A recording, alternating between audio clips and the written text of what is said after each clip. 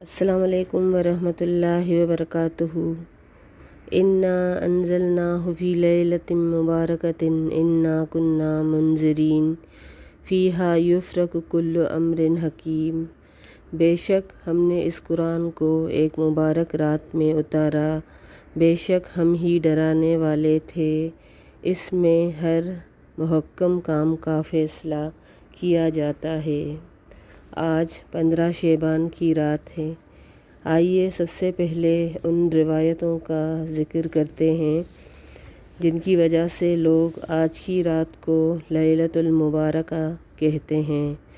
ایک حدیث میں آتا ہے کہ اللہ کے رسول علیہ الصلاۃ والسلام فرماتے ہیں، رمضان اللہ کا مہینہ ہے، شعبان میرا مہینہ ہے۔ یہ سراسر ضعیف حدیث ہے۔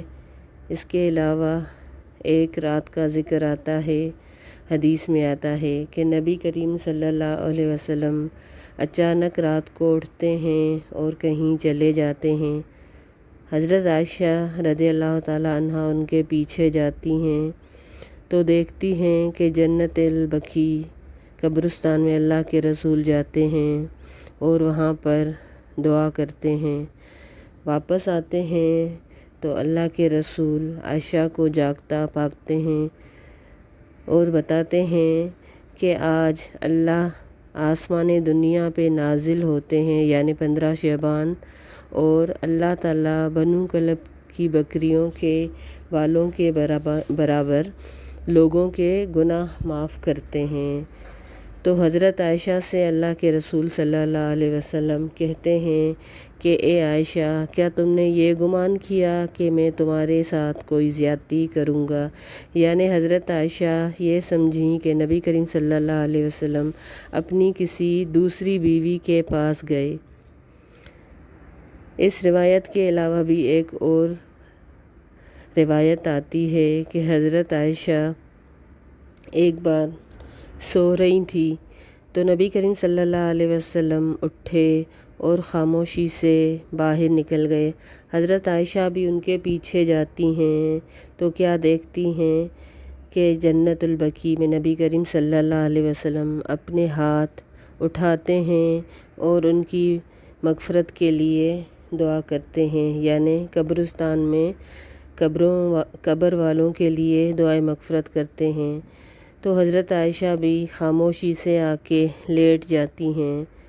نبی کریم صلی اللہ علیہ وسلم جب تشریف لاتے ہیں تو دیکھتے ہیں کہ حضرت عائشہ کا سانس پھولا ہوا ہے، تو حضرت عائشہ سے پوچھتے ہیں کہ تم خود ہی بتاؤ گی یا اللہ مجھے وحی کے ذریعے بتا دے کہ تمہارا سانس کیوں پھول رہا ہے؟ تو حضرت عائشہ کہتی ہیں کہ جب وہ علیم اور خبیر اور سمیع وحی کے ذریعے میرے شوہر کو بتا دیں گے تو میں کیوں نہ خود ہی بتا دوں؟ تو وہ بتاتی ہیں کہ میں نے ایسا گمان کیا کہ آپ کسی اور بیوی کے پاس گئے۔ تو وہ پھر اللہ کے رسول سے پوچھتی ہیں کہ کیا میں بھی ان قبر والوں کے لیے کوئی دعا کروں؟ نبی کریم صلی اللہ علیہ وسلم ان سے کہتے ہیں کہ یہ دعا جو مختلف کتابوں میں آتی ہیں، تو یہ حدیث بالکل صحیح ہے۔ اگر اوپر والی حدیث کو ہم دیکھیں بنو کلب کی بکریوں کے بالوں کے برابر، تو یہ اللہ کی رحمت بہت محدود ہو جاتی ہے۔ اللہ کی رحمت تو کائنات کی ہر چیز پہ چھائی ہوئی ہے، ہم صرف بکریوں کے بالوں پہ اس کو قیاس نہیں کر سکتے۔ البتہ جو بعد والی حدیث ہے وہ بالکل صحیح ہے کہ نبی کریم صلی اللہ علیہ وسلم اکثر بقیع جاتے تھے اور دعا کرتے تھے، بلکہ آخری وقت میں بھی نبی کریم صلی اللہ علیہ وسلم جنت البقیع میں گئے اور دعا کی۔ واپس آتے ہیں تو حضرت عائشہ کے سر میں شدید درد ہوتا ہے، تو حضرت عائشہ کہتی ہیں ہائے میرا سر۔ نبی کریم صلی اللہ علیہ وسلم کہتے ہیں کہ ہائے عائشہ بلکہ میرا سر۔ یہ حدیث بالکل صحیح ہے۔ اس کے علاوہ ایک ضعیف روایت ہے کہ 15 شعبان کی رات کو جو قیام کرے، دوسرے دن روزہ رکھے تو اس کے سارے گناہ معاف ہو جاتے ہیں، حالانکہ اللہ تو ہر رات کے آخری پہر آسمان دنیا پہ نزول فرماتے ہیں اور فرماتے ہیں کہ ہے کوئی جو مجھ سے مانگے میں اس کو عطا کروں، ہے جو کوئی مجھ سے سوال کرے میں اس کا سوال پورا کروں، ہے کوئی جو مجھ سے بخشش مانگے اور میں اس کو معاف کر دوں۔ ہمارا رب جو بہت بلند ہے، بہت بابرکت ہے، وہ تو ہر رات اپنے بندوں کے گناہ معاف بھی کرتا ہے اور ان کو مہلت بھی دیے چلا جاتا ہے۔ ایک ضعیف روایت اور بھی آتی ہے کہ حضرت علی سے روایت ہے کہ جو اس رات کو 14 رکعت پڑھے اور 14 رکعت اس طرح پڑھے کہ اس میں 10 بار سورہ اخلاص پڑھے تو اس کے 20 سال کے مقبول حج اور 20 سال کے روزے قبول ہوتے ہیں۔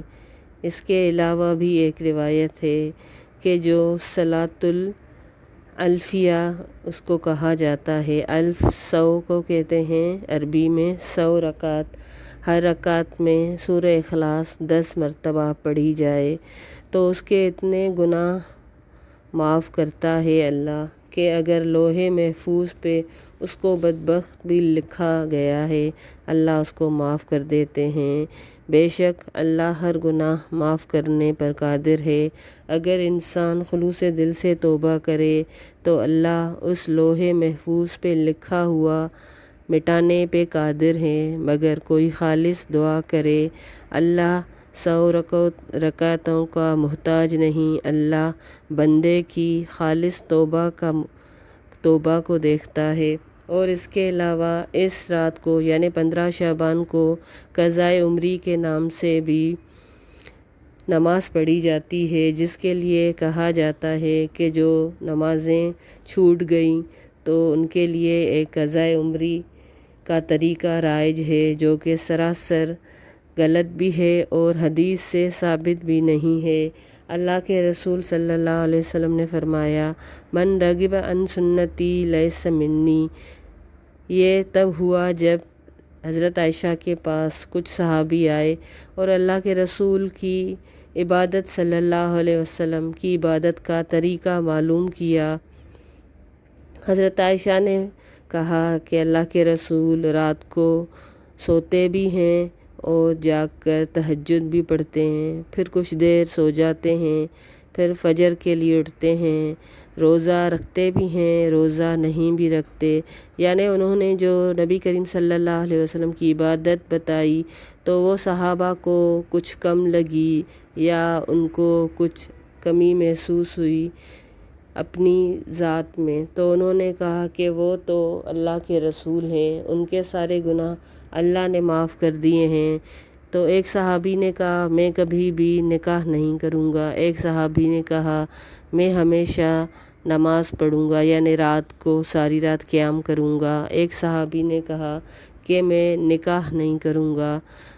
نبی کریم صلی اللہ علیہ وسلم آتے ہیں، حضرت عائشہ ماجرا بیان کرتی ہیں، اللہ کے رسول علیہ الصلاۃ والسلام ان صحابہ کو بلاتے ہیں اور ان کو فرماتے ہیں کہ میں نکاح بھی کرتا ہوں، میں رات کو عبادت بھی کرتا ہوں اور سوتا بھی ہوں، روزے رکھتا بھی ہوں اور چھوڑ بھی دیتا ہوں۔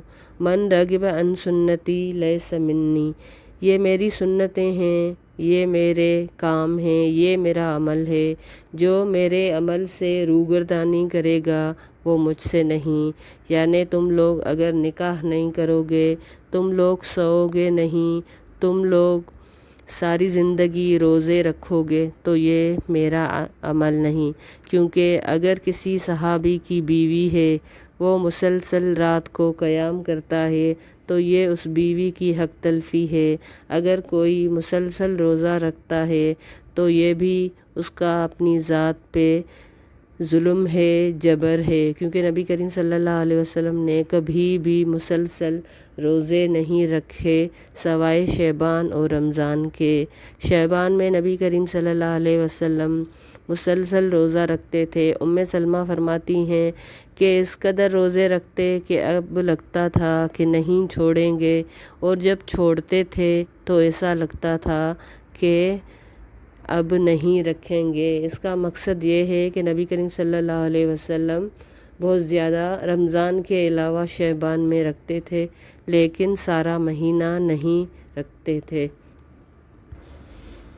اس کے علاوہ لوگ کہتے ہیں یہ شب برات ہے۔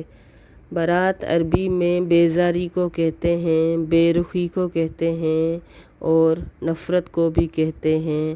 سورہ توبہ میں بھی آتا ہے کہ اللہ اور اس کا نبی مشرکوں سے بری ہے یا بیزار ہے یا ان سے نفرت کرتا ہے۔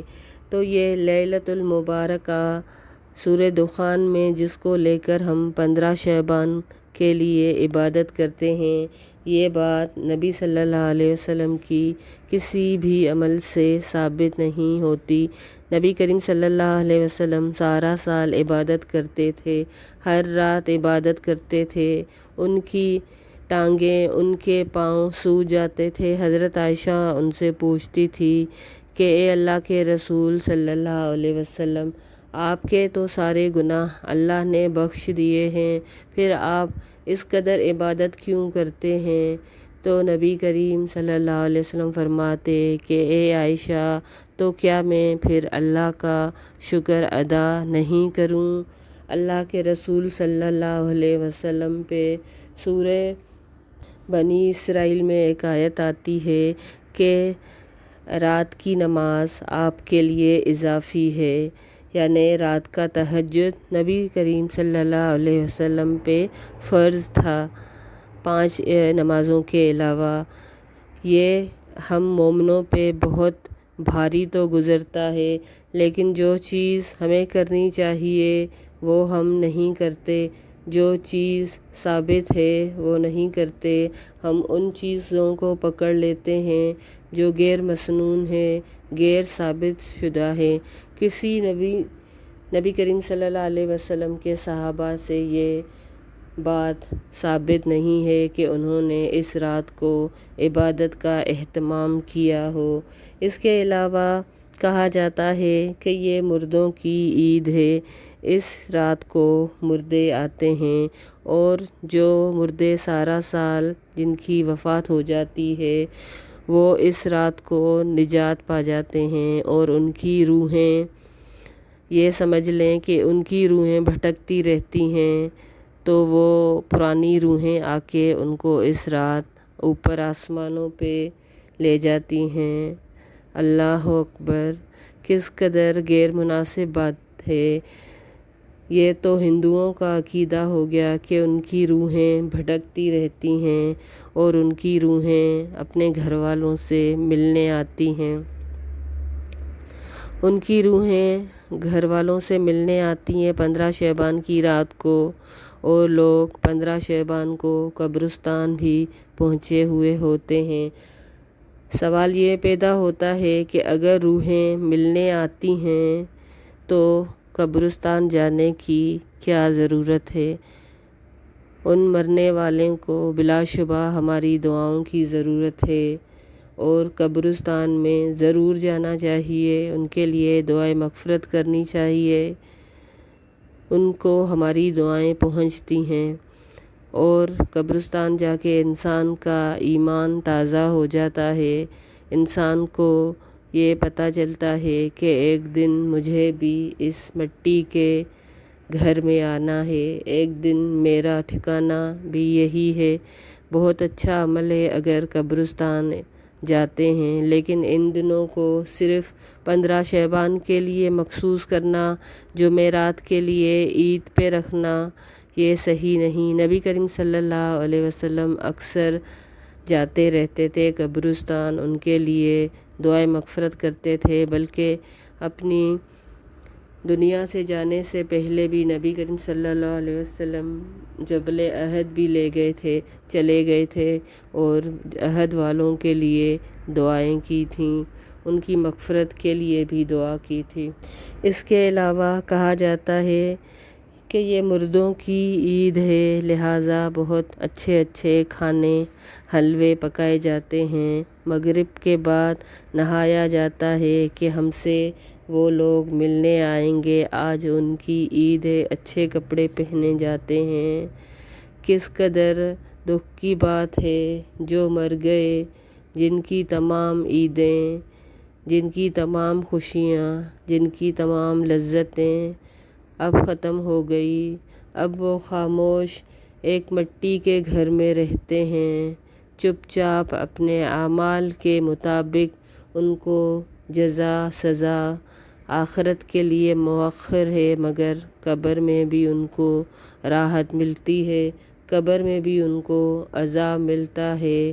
اب تو وہ ہماری دعاؤں کے محتاج ہے، ہم ان کے لیے ہر وقت دعا کر سکتے ہیں، سارا سال دعا کر سکتے ہیں، ہر رات ہر دن ان کے لیے دعائیں کر سکتے ہیں، اپنے ماں باپ کے لیے دعا کر سکتے ہیں کہ اللہ ان پر جیسے انہوں نے ہم پر رحم کیا، اے اللہ تو ان پر بھی رحم کر۔ تو کیا یہ دعائیں صرف 15 شعبان کے لیے ہیں؟ ہم 15 شعبان کا انتظار کریں گے؟ ہمارے وہ پیارے جو اب اس دنیا میں نہیں ہیں، کیا وہ اس بات کے مستحق نہیں ہیں کہ ہم ہر روز ان کے لیے دعا کریں؟ ان کے لیے تو زندگی تھی، تب عید تھی، اب ان کی کون سی عید ہے جو ہم 15 شعبان کو مناتے ہیں؟ صبح سے لے کر ٹی وی پہ مختلف پروگرام ہوتے ہیں، بہت افسوس کے ساتھ کہنا پڑتا ہے کہ اس میں علماء آتے ہیں اور طرح طرح سے اس بات کو ثابت کرتے ہیں کہ فی لیلۃ المبارکہ انا انزلناہ، یہ لیلۃ المبارک ہے، ہم نے اس میں قرآن کو نازل کیا، جبکہ یہ بات ثابت شدہ ہے کہ قرآن لیلۃ القدر کو نازل ہوا اور لیلۃ القدر رمضان میں آتی ہے۔ جو بات ثابت شدہ ہے، جو بات نبی کریم علیہ الصلاۃ والسلام اپنی زندگی میں کرتے رہے، وہ ہم سے کرنے میں کوتاہیاں ہو جاتی ہیں۔ ہم کسی مخصوص دن کو لے لیتے ہیں اور اس دن وہ عبادت، وہ عمل کر کے ہم بری ہو جاتے ہیں کہ اب ہم پر اسلام کے احکام نازل نہیں ہوتے۔ رمضان میں آپ دیکھتے ہیں مسجدیں بھری ہوئی ہوتی ہیں، لیکن رمضان کے بعد کوئی اہتمام نہیں ہوتا۔ مومن کے لیے تو زندگی قید خانہ ہے، مومن کے لیے زندگی عارضی ہے، مومن کے لیے تو ہر رات عبادت کی رات ہے۔ ہر رات جب اللہ آسمان دنیا پہ نازل ہوتے ہیں تو ہم کیوں نہیں اللہ سے بخشش مانگتے، کیوں نہیں اللہ سے سوال کرتے، کیوں نہیں اللہ سے مغفرت طلب کرتے، کیوں نہیں اپنی حاجتیں اللہ کے سامنے رکھتے؟ لیکن ہم اس رات سکون سے سو رہے ہوتے ہیں۔ اب تو بہت ساری اور بھی بدعتیں، نئے نئے کام ایجاد ہو گئے ہیں، یہاں تک کہ اس کو عید کے طور پہ منایا جاتا ہے، پٹاخے پھوڑے جاتے ہیں، جس سے بہت سارے مریضوں کو اذیت ہوتی ہے۔ حالانکہ اسلام مومن کی عزت، مومن کے آرام، مومن کو ایذا دینے سے منع فرماتا ہے، یہاں تک کہ کسی ہتھیار کو بھی مومن کی طرف اشارہ کر کے دکھانا منع ہے، یعنی اس کو ڈرانا منع ہے۔ حدیث میں آتا ہے کہ کسی مومن کے لیے جائز نہیں کہ اپنا ہتھیار اٹھا کے کسی اور کی طرف اشارہ کرے۔ اس کا مطلب ہے کہ اگر ہمارے ہاتھ میں چھری ہو تو ہم اس طرح سے کسی دوسرے کی طرف نہ اس کو اٹھائیں جس سے وہ ڈر جائے۔ مسجدوں میں نعتیں پڑھی جاتی ہیں اور بھی بہت سارے کام ہوتے ہیں جس سے لوگوں کو تکلیف ہوتی ہے۔ یاد رکھیے، ایسا کوئی بھی کام جو نبی کریم صلی اللہ علیہ وسلم سے ثابت نہیں، انہوں نے اپنی پوری زندگی میں اس کو نہیں کیا، تو وہ دین میں نیا کام ہے۔ جو صحابہ نے بعد میں نہیں کیا وہ بدعت ہے، اور نبی کریم صلی اللہ علیہ وسلم سے جو بھی چیزیں ثابت ہے صحابہ اس پر عمل کرتے تھے۔ ہم کوئی بھی ایسا کام کریں گے چاہے وہ عبادت ہو یا عبادت کے نام پہ کیا گیا ہو، وہ رد ہے، اور اس پر ہمیں بجائے ثواب کے عذاب ملے گا، کیونکہ آخرت میں ہمیں صرف وہی عمل فائدہ دے گا جو نبی کریم صلی اللہ علیہ وسلم سے ثابت شدہ ہوگا۔ اگر نبی کریم صلی اللہ علیہ وسلم خصوصی طور پہ اس رات کو عبادت کرتے تو وہ ہمیں صحیح احادیث میں یقیناً مل جاتا۔ مسئلہ یہ ہے کہ جو بھی علماء کہتے ہیں اس بارے میں کہ یہ شعبان کی رات کو عبادت کرنا، قیام کرنا اور دوسرے دن روزہ رکھنا، اس سے مغفرت ہو جائے گی، اور وہ اس بات کو ثابت کرنے کے لیے ایڑی چوٹی کا زور لگاتے ہیں، تو بہت سارے لوگ ان کے پیچھے چلتے ہیں، اور یہ نسل در نسل چلتا آ رہا ہے۔ اس کا عذاب بھی ان کو ہی ملے گا، کیونکہ نیکی کا اجر ہے۔ نیکی کا راستہ دکھانے والے کو ایسے ہی نیکی کا اجر ملتا ہے جیسے اس نے یہ خود نیکی کی ہو۔ حدیث کے الفاظ ہیں کہ جس نے نیکی کی طرف رہنمائی کی وہ ایسے ہی ہے جیسے نیکی کرنے والا، تو کیا گناہ کا وبال، گناہ کی رہنمائی کرنے والا، اس کو عذاب نہیں ملے گا؟ کیا قرآن میں یہ نہیں آتا کہ جس نے ایک انسان کو قتل کیا اس نے گویا ساری انسانیت کو قتل کیا، جس نے ایک انسان کو بچایا اس نے ساری انسانیت کو بچایا، اور جو کسی کو برائی کا راستہ دکھاتا ہے تو وہ اپنی برائی کا بار بھی اپنی کمر پہ لیتا ہے، اور جو دوسرے لوگ برائی کرتے رہیں گے اس کا بوجھ بھی وہ اپنی کمر پہ یعنی اپنے آپ پر لیتا جاتا ہے۔ اس کا ایک حصہ اس کے نامہ اعمال میں جاتا رہے گا، تو اس لیے ہمیں چاہیے کہ نیکی بھی وہ کریں جو اللہ کے رسول صلی اللہ علیہ وسلم سے ثابت شدہ ہے، اور ہر اس کام سے بچیں جو اللہ کے رسول نے نہیں کیا۔ جو اچھی چیز ہے اس پر ضرور عمل کریں جس سے ہمیں فائدہ ہو، نہ کہ ہم اللہ کو اس کا جواب دیں اور روزے قیامت ایسا ہو کہ عاملۃ ناصبہ، یعنی ہماری پیشانیاں اتنی عبادتیں ساری رات کے قیام سے تھک چکی ہوں، لیکن وہ عمل نبی کریم صلی اللہ علیہ وسلم سے ثابت شدہ نہیں ہو۔ بے شک ہماری پیشانیاں تھکی ہوئی ہوں، ہم نے زندگی میں بہت سارے اعمال کیے ہوں، لیکن اللہ کو وہ قبول نہیں ہو، کیونکہ وہ ہمارے اپنے من گھڑت عمل ہوں۔ نیکی وہی پسندیدہ ہے جو اللہ کے رسول نے کی، کیونکہ یہی صحابہ نے کیا تھا اور کہا تھا کہ ہم ہمیشہ قرآن پڑھیں گے، ہم ہمیشہ نماز پڑھیں گے، تو اللہ کے رسول نے ان کو منع فرمایا تھا کہ اس طرح سے کرنا بالکل بھی صحیح نہیں ہے، کیونکہ ہمارے نفس کا بھی ہم پر حق ہے، ہمارے گھر والوں کا بھی ہم پر حق ہے، ہماری بیویوں کا بھی ہم پہ حق ہے، ہمارے شوہروں کا بھی حق ہے۔ بیوی کا تو یہ معاملہ ہے کہ وہ اپنے شوہر کی مرضی کے بغیر روزہ یعنی نفلی روزہ بھی نہیں رکھ سکتی، کیونکہ وہ اپنے شوہر کے حق میں کوتاہی کرے گی۔ اس لیے ہمیں چاہیے کہ ہم وہ عمل کریں جو اللہ کو پسند ہو، جو اللہ نے اپنے نبی کے ذریعے ہمیں بتایا ہو، ورنہ اس رات کو منانا اگر صحیح ہوتا، اگر نبی کریم صلی اللہ علیہ وسلم سے یہ بات ثابت ہوتی، تو یقیناً محدثین جنہوں نے صحیح اور ضعیف حدیثوں کو اکٹھا کیا، ضعیف حدیثوں کو الگ کیا، یعنی من گھڑت حدیثیں، وہ باتیں جو نبی کریم صلی اللہ علیہ وسلم سے منسوب نہیں، تو اس کا عذاب ان پر ہی آئے گا جنہوں نے یہ من گھڑت حدیثیں ایجاد کیں۔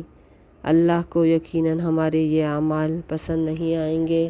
اللہ سے دعا کرتے ہیں کہ اللہ ہمیں صحیح دین کی پہچان دیں، اور ابھی جو رمضان جس میں ہمیں واقعی نیکیاں کرنے کی ضرورت ہے، جس میں ہمیں عبادت کرنے کی واقعی ضرورت ہے، تو ہمیں اس کی تیاری کرنی چاہیے، نہ کہ اس من گھڑت اور غیر حقیقی رات کو عید کے طور پر منانا جائز ہے۔ اللہ سے دعا کرتے ہیں اللہ ہمیں صحیح دین کی ہدایت اور پہچان دے۔ السلام علیکم ورحمۃ اللہ وبرکاتہ۔